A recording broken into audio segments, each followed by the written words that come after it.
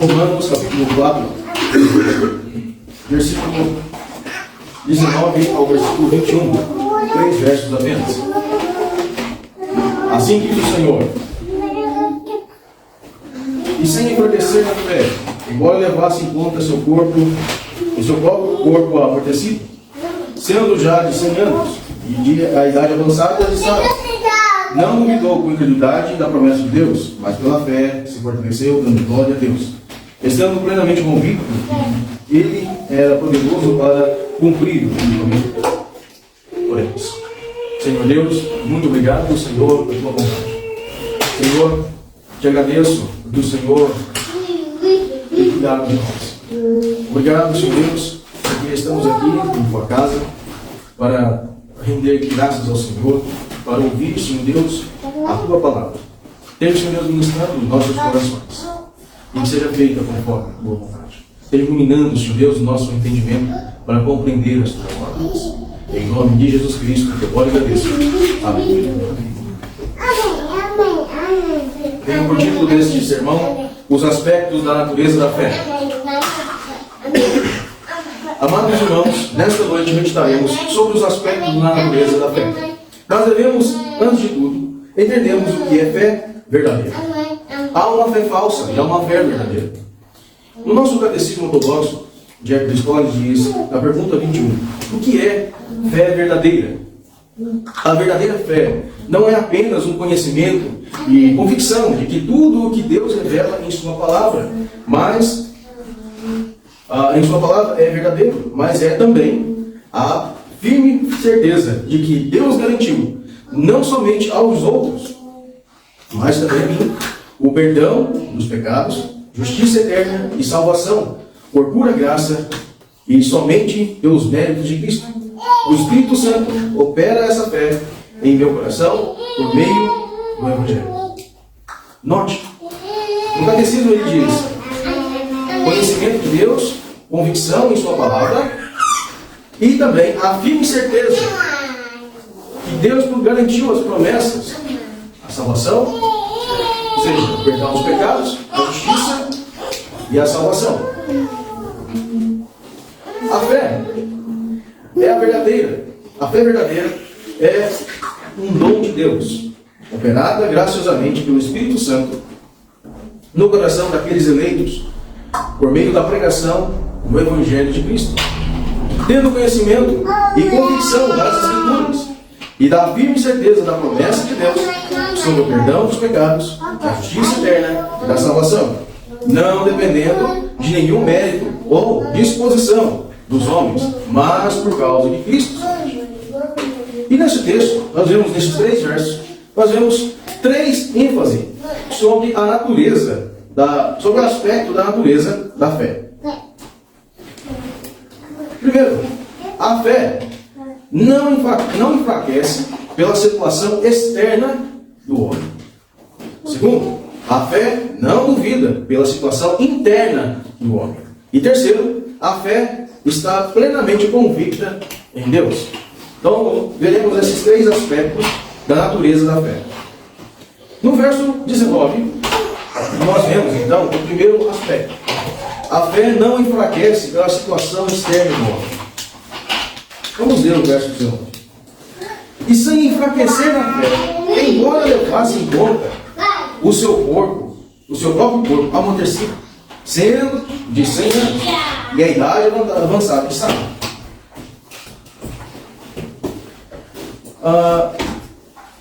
Podemos ver também em nossa confissão, falando sobre o arrependimento, que diz o seguinte: considerando que não há ninguém que faça o bem e que não pegue, e que o melhor dos homens pode, devido ao poder de sedução da corrupção que habita nele, com a prevalência das tentações, cair em grandes pecados e provocações. Deus tem, no pacto da graça, providenciado misericordiamente que os crentes, que assim pecaram e caíram, sejam renovados através do arrependimento para a salvação. No verso 19,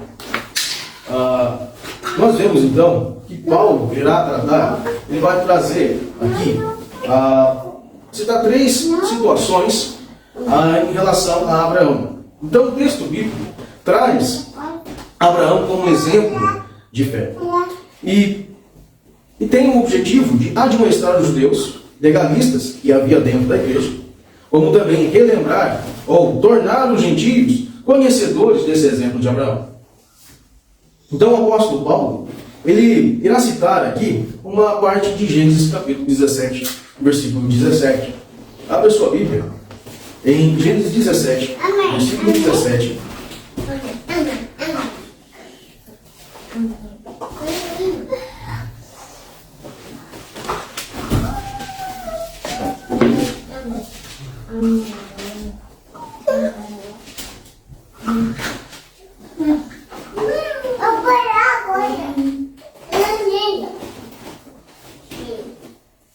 Ele diz: então se prostrou Abraão, rosto em terra, e riu-se e disse consigo: a um homem de 100 anos há de nascer um filho, dará à luz Sara com seus 90 anos.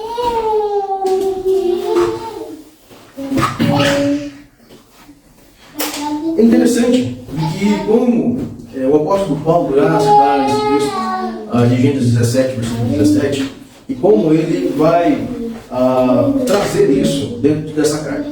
Ele usa o Gênesis 17 para mostrar a situação externa que estava acontecendo, o contexto de Abraão. Observe atentamente, mais uma vez, o verso 19 de Romanos 4.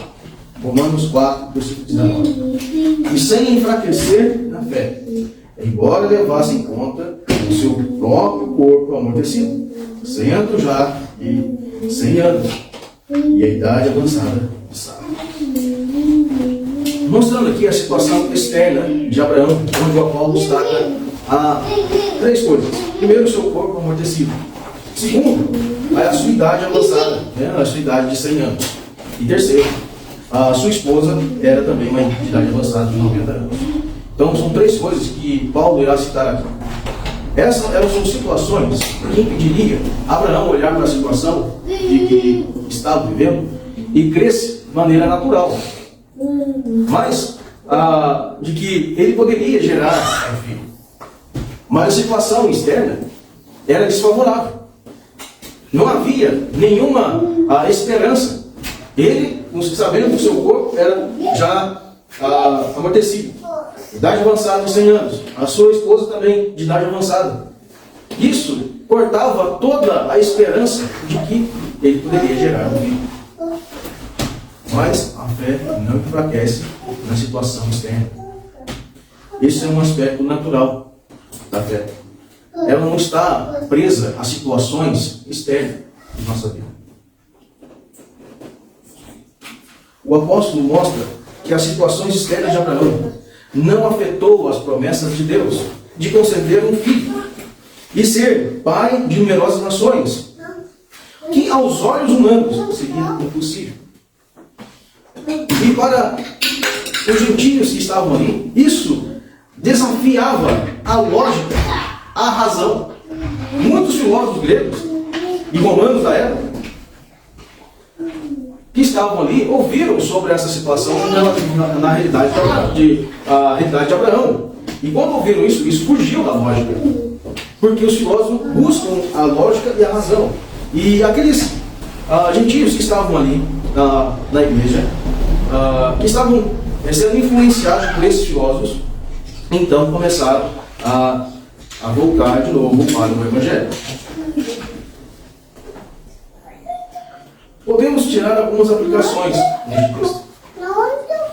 E aqui, quero trazer 3 advertências quando olhamos para a natureza da fé. Nesse primeiro aspecto da natureza da fé, ao olharmos para a situação externa de nossas vidas, e muitas vezes nós enfraquecemos. E quero dizer, jamais devemos pensar que estamos firmes, segundo a nossa confissão de fé, que diz que todos os homens são pecadores. E é interessante, quando eu li aquele trecho, até até o melhor dos homens pode cair no pecado, isso é verdadeiro. Nós não podemos estar confiantes em nós mesmos, na situação, até nas situações boas de nossas vidas. Nós não podemos confiar, mesmo nas situações ruins, como nas situações boas. A fé não pode estar presa a situações externas. Porque até o melhor dos pecadores pode cair no pecado. Como podemos ver em relação a Pedro? E convido você que abra sua Bíblia em Lucas, capítulo 22, versículo 31 ao versículo 32. Lucas 22.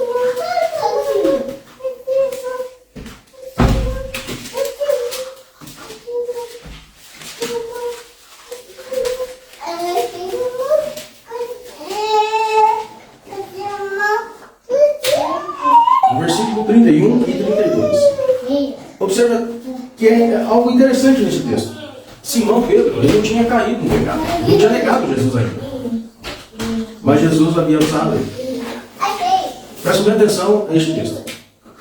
Simão, Simão, eis que Satanás vos reclamou para vos peneirar com a vida. Eu, porém, roguei por ti, para que a tua fé não desfaleça. Tu, pois, quando te converteres, fortalece os teus irmãos. Olha que interessante aqui. Antes de Pedro cair, Jesus havia avisado. Pedro não estava entre um dos melhores amigos de Jesus, um dos discípulos mais íntimos de Jesus. Pedro não estava, muitas vezes era um dos líderes ali do colégio apostólico. Pedro não viu Jesus ali no Monte da Transfiguração, não esteve com Jesus até nos seus últimos momentos. E eu mesmo, Pedro, me nega 3 vezes. Na melhor situação externa de nossas vidas, a nossa fé não pode estar presa com o que temos, o que somos, não pode estar. Essa é a primeira advertência que podemos aprender aqui com a vida de Pedro. O Senhor Jesus disse: eu, porém, roguei por ti, para que a tua fé não desfaleça. Mas há algo interessante aqui. Pois, quando te converteres, fortaleça teus irmãos. Ele iria pecar, mas também iria se converter, arrepender. E com isso, ele fortaleceria os seus irmãos. Assim, jamais devemos estar seguros de nossa própria piedade e santificação de vida, pois somos sujeitos a cair em pecado, por causa de nossa própria natureza caída. A segunda advertência é que jamais devemos seguir os desejos de nosso coração e nem dos nossos olhos. E isso, amados, é um mandamento. Abra sua Bíblia em Números. Números capítulo 15. Versículo 39 e versículo 40. E diz: e as bolas estarão ali, para que, vendo-as, vos lembreis de todos os mandamentos do Senhor, e os quais não seguirei os desejos do vosso coração, nem os dos vossos olhos, após os quais andais adulterando, para que vos lembreis de todos os meus mandamentos, e os cumprais, e santos sereis ao vosso Deus. Essa é a segunda advertência. Não devemos seguir aos nossos próprios olhos e a intenção do nosso coração. A fé não deve estar baseada no que nós sentimos na situação externa de que nós estamos vivendo.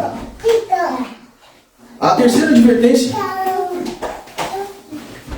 nos mostra que Cristo diz que jamais devemos depositar nossa confiança nas riquezas, nas coisas desta vida. Pois se fizermos isso, fazemos dessas coisas terrenas um ídolo. Abra sua Bíblia em Mateus capítulo 6, versículo 24.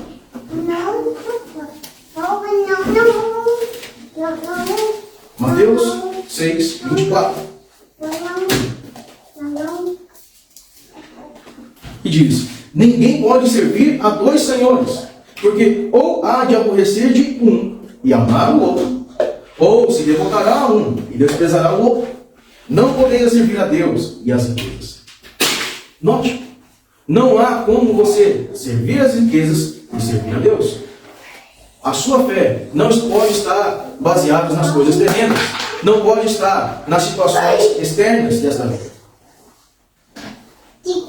E tem duas aplicações ao Evangelho. Abra sua Bíblia em 1 Coríntios, capítulo 1, versículo 26. 1 Coríntios 26 ao 29.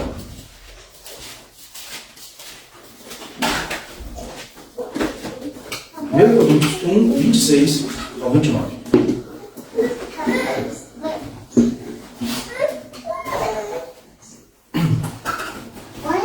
Coríntios 1, 26 ao 29. Preste bem atenção. Observe a exortação do apóstolo Paulo. Ele diz: irmão, reparai, pois na vossa vocação, visto que não foram chamados muitos sábios segundo a carne, nem muitos poderosos, nem muitos de nobre nascimento. Pelo contrário, Deus escolheu as coisas loucas do mundo para envergonhar os sábios, e escolheu as coisas fracas do mundo para envergonhar as fortes. E Deus escolheu as coisas humildes do mundo e as desprezadas, e aquelas que não são, para reduzir a nada as que são, a fim de que ninguém se vanglorie na presença de Deus. Os pecadores são justificados pela fé em Cristo, e não por quaisquer coisas externas suas. Quem deposita sua fé nisto não entendeu o Evangelho. Se você deposita nessas coisas externas da sua vida, você não entendeu o Evangelho. Você deve renunciar toda a segurança carnal. Você deve renunciar toda a segurança carnal que estas coisas externas produzem. Não enfraqueça a fé em Jesus Cristo. Renuncie essas coisas. Renuncie. Deixa essas coisas terrenas. Olhe para Cristo. Confie em Cristo. Deus criou os homens, mas toda a humanidade pecou e está condenada por causa dos seus pecados. E Deus, sendo rico em misericórdia, enviou seu Filho unigênito para se entregar até a morte e morte de cruz, para que todo aquele que nele crê não perecesse, mas que fosse salvo por meio dele.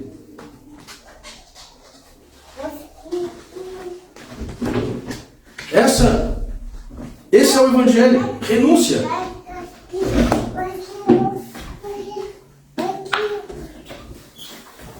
A segunda exortação: aqueles que professam sua fé em Cristo devem renunciar a tudo que têm. Ou seja, essas coisas terrenas e situações externas não devem estar em nosso coração como um fundamento de nossa fé.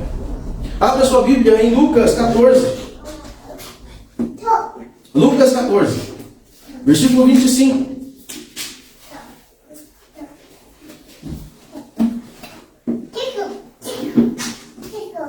Lucas 14, versículo 25.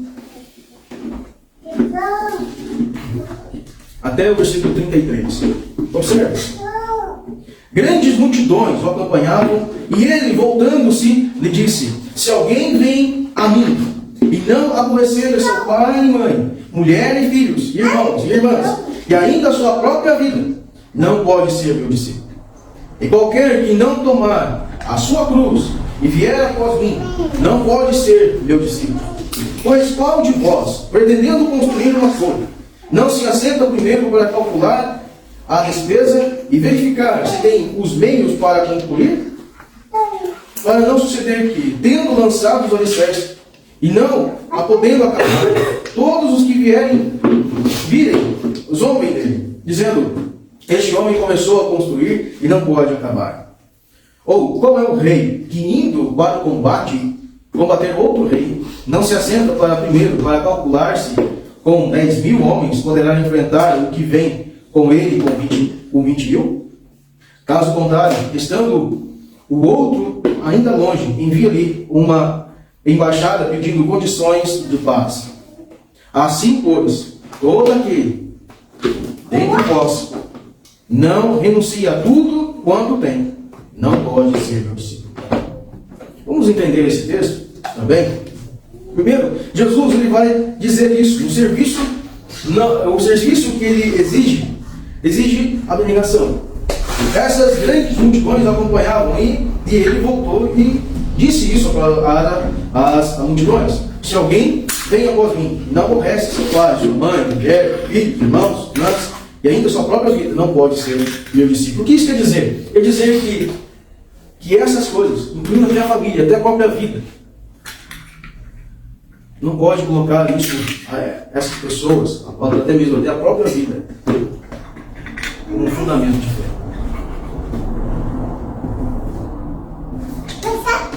Se você quer alcançar ao céu, você quer conhecer o Senhor, você não deve colocar essas pessoas, inclusive você mesmo, como fundamento de fé. E diz, ele fala para sentar e calcular isso, toda a vida cristã, todo o sofrimento de ser um cristão. Se você olhar todas as mazelas, todos os sofrimentos desta vida, sente e pense nisso, reflita sobre isso, se você terá condições para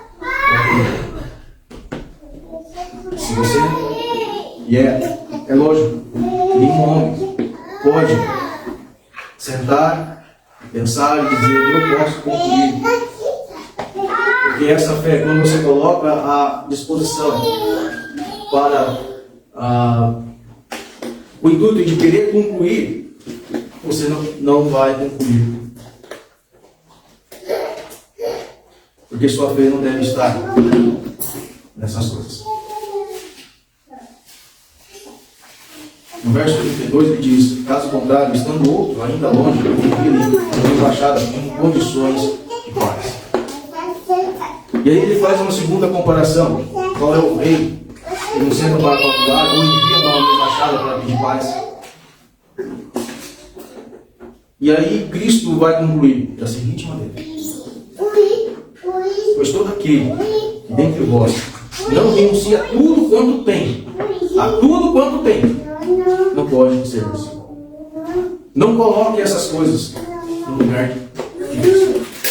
Não coloque essas coisas como fundamento de fé.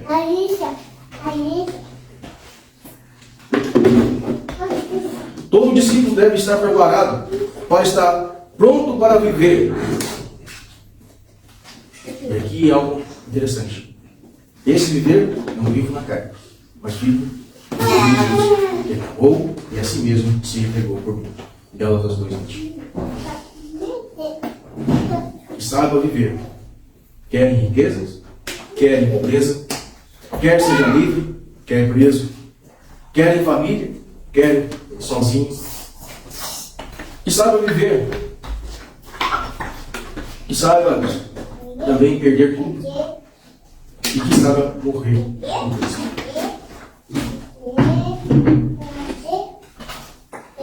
O segundo aspecto da fé, ela não duvida pela situação interna dela. Na nossa confissão, ele diz que Cristo, por sua obediência e morte, pagou plenamente a dívida de todos os que assim justificados. E pelo sacrifício de si mesmo, no sangue de sua cruz, sujeitando-se no lugar deles, a penalidade a eles devida. Fez uma satisfação apropriada, real e plena à justiça de Deus, em nome deles. No entanto, isso acontece na medida em que ele foi entregue pelo Pai, para que eles e sua obediência e satisfação são aceitas no lugar, e ambos livremente, não por qualquer coisa neles. A justificação deles acontece somente por livre graça. De forma que tanto a exata justiça quanto a rica graça de Deus são glorificadas na justificação dos pecadores. E aqui quero enfatizar, não por qualquer coisa neles. O texto bíblico traz Abraão como exemplo de fé. Parte para admoestar os judeus legalistas que havia dentro da igreja, como também relembrar e tornar os gentios que sobre este segundo exemplo de Abraão. Ao voltarmos para Romanos, capítulo 4, versículo 20, diz: não duvidou com incredulidade da promessa, mas pela fé, que se fortaleceu, dando glória a Deus. O apóstolo Paulo diz que Abraão não duvidou com incredulidade. Este texto revela a fé de Abraão. Não estava na sua situação interna. O texto diz: não duvidou com incredulidade, ensinando que sua situação interna podia ter o levado à incredulidade, ou que duvidasse, mas isso não ocorre. E ainda o apóstolo diz que esta fé o fortaleceu. E devemos entender aqui que Abraão não tinha nenhuma esperança de gerar filhos, e Deus o fortaleceu, dando a ele a esperança, a alegria desta promessa, como ele dando glória. Muitas vezes, irmãos, nós olhamos para a situação interna nossa e baseamos no nosso bem-estar, e a nossa fé é baseada no nosso bem-estar. E a nossa fé não deve estar baseada em situações externas ou internas de nosso ser. E nós vemos então algumas aplicações. Jamais devemos ser levados pelas nossas emoções, sentimentos e vontades, como lemos em Números, capítulo 15, versículo 39 e 40. Devemos fazer a vontade de Deus, e isso requer uma renúncia de todas as emoções pessoais, sentimentos e vontades. Ah, mas eu não vou fazer isso. Ah, porque eu não estou com vontade de fazer isso hoje. Não, você deve fazer porque Deus requer isso de você. Não é o que você está sentindo. Ah, eu não vou para a igreja hoje. Ah, não vou ler a Bíblia hoje. Ah, não vou orar, não estou com vontade, não estou sentindo bem para orar. Não é o que você sente. Deus requer urgência. As coisas nunca podem ser para te agradar ou para você se sentir bem, mas para agradar a Deus, para dar glória a Deus, para você obedecer a Deus. Deus requer isso em sua palavra. Uma segunda aplicação, podemos então aplicar da seguinte maneira: a fé faz com que não agrademos a nós mesmos. E isso pode ser visto pelo apóstolo Paulo dizendo para nós em Romanos capítulo 15. Romanos 15. Nós não devemos agradar a nós mesmos, mas devemos ser um auxílio para o nosso irmão. Romanos capítulo 15, versículo 1 ao versículo 7, que diz: ora, nós que somos fortes, devemos suportar as debilidades dos fracos, e não agradar-nos a nós mesmos. Portanto, cada um de nós agrade ao próximo no que é bom para a edificação, porque também Cristo não se agradou a si mesmo. Antes, como está escrito, as injúrias que te ultrajavam caíram sobre mim. Versículo 4. Pois tudo, quanto outrora foi escrito, para o nosso ensino foi escrito, a fim de que pela paciência e pela consolação das Escrituras tenhamos esperança. Ora, o Deus da paciência e da consolação nos conceda o mesmo sentir, e de uns para com os outros, segundo Cristo Jesus, para que, concordemente, a uma voz glorifiqueis a Deus e Pai de nosso Senhor Jesus Cristo.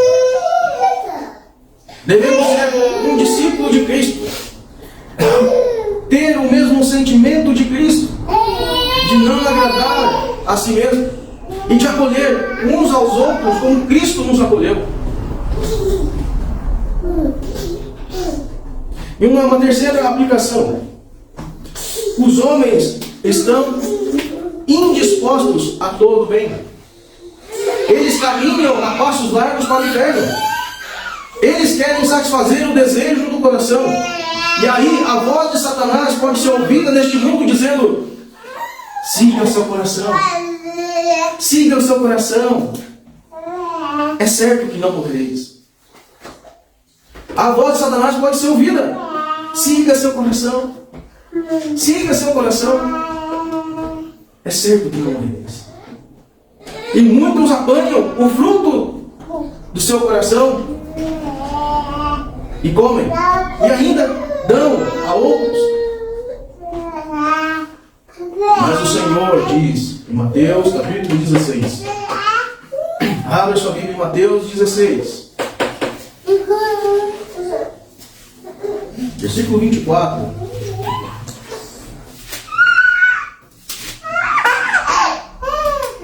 Ao versículo 28, que diz: Então disse Jesus a seus discípulos: Se alguém quer vir após mim, assim mesmo se negue, tome a sua cruz e siga-me. Porquanto, quem quiser salvar a sua vida, perdê-la-á, e quem perder a vida por minha causa, achá-la-á. Pois que aproveitará o homem se ganhar o mundo inteiro e perder a sua alma? Ou o que dará o homem em troca de sua alma? Porque o Filho do Homem há de vir na glória de seu Pai, com os seus anjos, e então retribuirá a cada um conforme as suas obras. Em verdade vos digo, que alguns dos que aqui se encontram, de maneira nenhuma passarão pela morte até que vejam o Filho do Homem no seu reino. Se você quer seguir a Cristo, negue a si mesmo, tome a sua cruz e segue. Primeiro, negue-se a si mesmo, mas negue a si mesmo, e depois siga a Cristo. É assim que diz o texto. Mas, quão triste será para aquelas almas que seguiram seus próprios corações enganosos. Quão triste será? Quão triste será para aquelas almas que seguiram seus próprios corações? Quão triste será? Pois arderão no fogo que não pode apagar. Lá haverá choro e ranger de dentes. Pois não negaram a si mesmo, antes buscaram satisfazer os desejos do seu coração. Mas quão glorioso será para aqueles que, ao entrarem nos portões celestiais, ouvirem a voz do seu Senhor graciosamente, entrem na alegria de seu Senhor. Ao caminharem pelas ruas de ouro, em direção ao trono da graça, e lá você contemplar aquele que está assentado, e face a face, então você contemplará plenamente que nada podia comparar com aquele que vive. Nada. Quando você entrar, ao caminhar pelas ruas de ouro, os anjos cantando, aqueles irmãos queridos, ao você reencontrar, mas ao caminhar para o trono da graça, e ver aquele que está sentado, você vai contemplar que tudo aquilo nada podia comparar com o Cordeiro. Por isso, negue-se mesmo. Nosso coração clama pelas coisas. Nosso coração clama por ter, por querer, por satisfazer nossos desejos e vontades. E Cristo diz: negue a si mesmo. Negue a si mesmo. Há coisas mais gloriosas do que isso. O Senhor não pode comparar nada com aquele que está sentado. Por isso ele diz: negue a si mesmo. Abraão entendeu isso. Ele não duvidou. E vemos isso no terceiro ponto.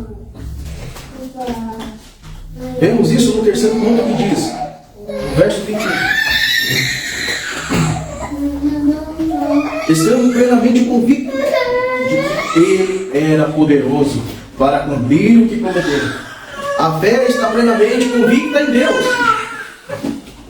A nossa confissão diz: ademais, tendo o homem trazido sobre si mesmo a maldição da lei, por sua queda, aprove ao Senhor fazer um pacto de graça, no qual Ele oferece livremente aos pecadores a vida e salvação por meio de Jesus Cristo, exigindo deles a fé nele, para que eles sejam salvos, e prometendo dar a todos os que são ordenados para a vida eterna o seu Espírito Santo, para torná-los dispostos e capazes a crer.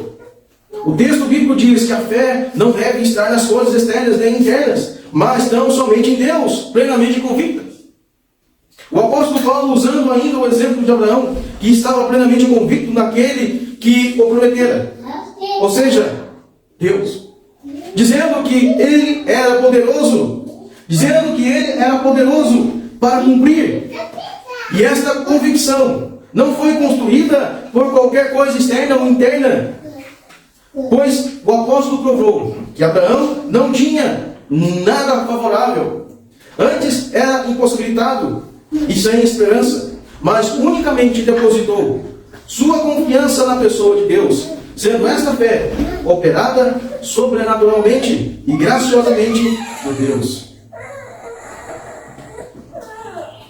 Amados, a nossa fé deve estar na pessoa de Deus, não nessas coisas deste mundo, não em nós mesmos, mas em Deus. E devemos, então, aplicamos este texto da seguinte maneira: devemos ter em mente quem Deus é. E muitas vezes esquecemos de quem Deus é. E que Ele é poderoso. Que Ele é o Senhor. Que Ele é o Criador. Que Ele é onipresente. Ele está a todos os momentos em nossas vidas. Em cada segundo Ele está aqui. Presente aqui.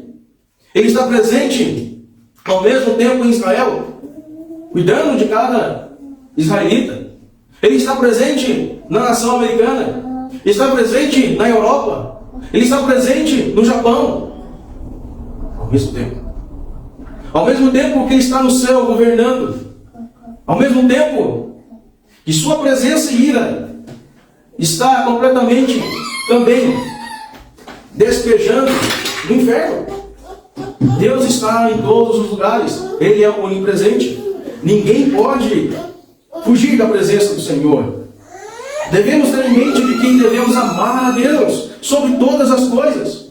Deuteronômio, capítulo 6, versículo 4 e 5.